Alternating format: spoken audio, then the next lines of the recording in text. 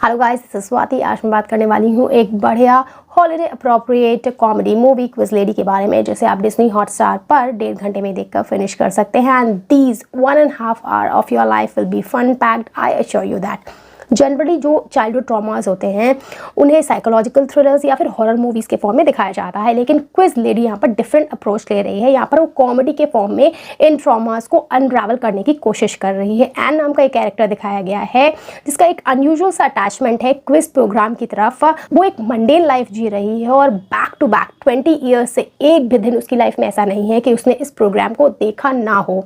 वो इस प्रोग्राम को एक सेफ स्पेस बना ले रही है। उसकी लाइफ में कुछ ऐसे इवेंट्स हो रखे हैं पास्ट में, अब उसको बहुत सारी चीज़ें पता है, वो इंटेलिजेंट है और बहुत आसानी से इस प्रोग्राम में विनर बन सकती है, लेकिन उसके पास इतना कॉन्फिडेंस नहीं है कि वो जाकर अप्रोच कर सके और वहाँ पर आंसर्स दे सके। किस तरीके से उसके इस ट्रॉमा की शुरुआत हुई और कैसे वो इसमें से निकलेगी, इसे बहुत ही फनी और विटी तरीके से इस मूवी में दिखाया गया है और मुझे काफ़ी पसंद आया। यहाँ पर जो सिस्टरली बॉन्ड दिखाया गया है वो कैसे टूटा था और कैसे अब मेंड हो रहा है, वो भी अच्छा आपको लगेगा। और साथ ही अगर आपके साथ कोई ऐसा पर्सन है जिसमें स्लाइट इम्परफेक्शंस है, परफेक्ट तो कोई नहीं होता है, तो उसको आप किस तरीके से पीसफुली एक्सेप्ट कर सकते हैं, यहाँ पर हमें दिखाया जा रहा है, जो कि मुझे काफ़ी पसंद आया है। अगेन बाकी कॉमेडी बहुत ही बढ़िया है। सो मेरा क्या टेक है इस मूवी को लेकर मैं आपसे शेयर करती हूँ और आप डिसाइड करेंगे कि आपको ये मूवी देखनी चाहिए या नहीं देखनी चाहिए। इससे पहले अगर आप नहीं आए हैं then please subscribe. So about this movie Quiz Lady, अगर हम स्टोरी की बात करते हैं तो उस देश में जहाँ पर केबीसी को लेकर लोग इतने ज़्यादा पैशनेट हैं कि उसके नए नए शुरू होने पर जब उसका टेलीकास्ट का टाइम आता था तब अक्सर ही सड़कें खाली हो जाया करती थी। वहाँ पर क्विज लेडी का क्विज के प्रति पैशन समझ पाना कोई कठिन काम नहीं है। यहाँ पर एक चाइनीज़ अमेरिकन परिवार दिखाया गया। आई थिंक क्विज के प्रति ये जो पैशन होता है, अनयूजुअल ऑब्सेशन, ये शायद एशियन थिंग होती है। सो यहाँ पर चाइनीज़ अमेरिकन परिवार में जो पेरेंट्स हैं वो बहुत ही ट्रबल्ड हैं और अक्सर ही झगड़ा करते रहते हैं, बच्चों की तरफ बिल्कुल ध्यान नहीं देते, इग्नोरेंट हैं फुली। एक दिन फादर अचानक ही चले जाते हैं और कभी वापस नहीं आते हैं। यहाँ पर 2 बच्चियाँ दिखाई गई हैं इस घर में, पहली तो जेनी है और दूसरी एन है। जो जेनी है वो बड़ी सिस्टर है, एक्सट्रोवर्ट है, एम्बिशियस है और एक्ट्रेस बनना चाहती है। वो इस मकड़ जाल से निकल जाने में ही अपना भला समझती है, अब क्योंकि वो बड़ी है इसलिए वो निकल भी जाती है। लेकिन एन छोटी सिस्टर है, वो घर छोड़कर नहीं जा सकती, उसे यहीं रहना है। सो वो अपने चारों तरफ एक शेल बना लेती है और एक क्विज प्रोग्राम को अपना सेफ स्पेस। वहाँ पर जो होस्ट होते हैं टेरी, उनको अपना फादर की तरह देखती है। एंड में एक का सीन भी आता है, आपको तब समझ में आएगा। 20 ईयर्स बैक टू बैक एक मंडेन लाइफ जीती रहती है और इस प्रोग्राम को एक भी दिन देखना मिस नहीं करती है। अब एक दिन खबर आती है कि इनकी मदर ओल्ड एज होम से गायब हो गई हैं और दोनों ही सिस्टर्स को कॉल किया जाता है। जेनी और एन जो काफ़ी सालों से मिली नहीं है, कॉन्टैक्ट में आती हैं। जेनी इस समय बेरोजगार है, वो एन के घर रहने के लिए चली जाती है।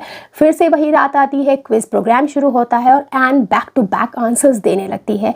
जब जेनी ये देखती है तब उसे शॉक लगता है और वो सोचती है कि ये इसमें पार्टिसिपेट क्यों नहीं कर रही है। इन दोनों सिस्टर्स के बीच जो इवेंट्स होते रहते हैं वो बहुत ही फनी होते हैं। जेनी को एन से मिलने के बाद अपनी काबिलियत भी पता चलती है और वो एन को पुश करने लगती है इस प्रोग्राम में पार्टिसिपेट करने के लिए। फिर जो इवेंट्स टर्न आउट होते रहते हैं वो आपको मज़ा ही दिला देंगे। तो सिस्टरली बॉन्ड यहाँ पर आपको देखने को मिलने वाला है। मदर का जो एंगल है जिसकी वजह से एन को इस प्रोग्राम में पार्टिसिपेट करना पड़ेगा, वो भी काफ़ी अच्छा लगता है। बाकी जो कुछ होता है उस प्रोग्राम में जाकर जब ये पार्टिसिपेट करने के लिए जाते हैं वो तो अलग ही लेवल का फन है। सो कुछ पॉजिटिव्स और कुछ नेगेटिव्स मैं इस मूवी के आपको बताने वाली हूँ।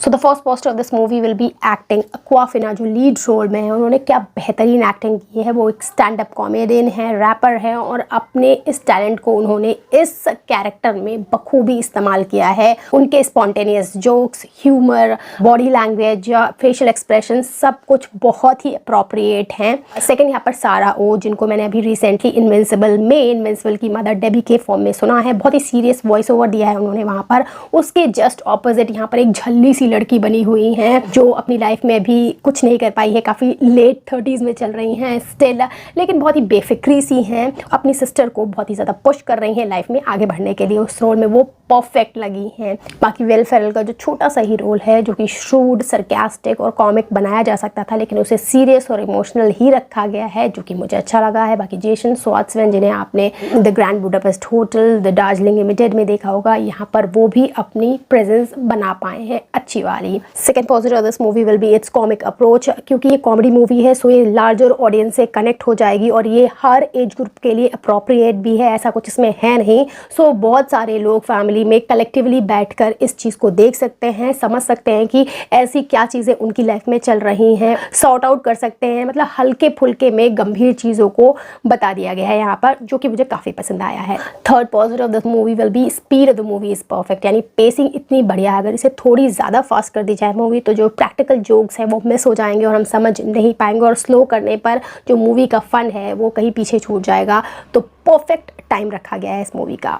अगर ड्रॉबैक्स की बात करते हैं तो बस एक नेगेटिव मेरे दिमाग में आता है, वो चाइल्डहुड ट्रॉमास जिन्होंने किसी किसी की लाइफ को इतना स्कार कर दिया है कि वो स्टक हैं और आगे नहीं बढ़ पा रहे हैं, वो शायद इस मूवी के लेकर थोड़े सेंसिटिव हो जाएं कि ऐसे कैसे ये इतनी सुपरफिशली और लाइट तरीके से इन सारी चीज़ों को कॉमिक फॉर्म में दिखा रहे हैं।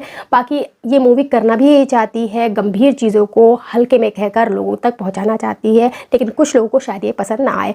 बाकी जैसे मैंने आपको बताया, गोर, वायलेंस, प्रोफैनिटी, एडल्ट सीन्स कुछ है नहीं, appropriate for all the ages है। For me this movie is 8 out of 10। अगर इस हॉलीडे आप कुछ बढ़िया कॉमेडी देखना चाहते हैं अपने पूरे परिवार के साथ बैठकर, then do go for this movie, it's a fun one. That's it, bye.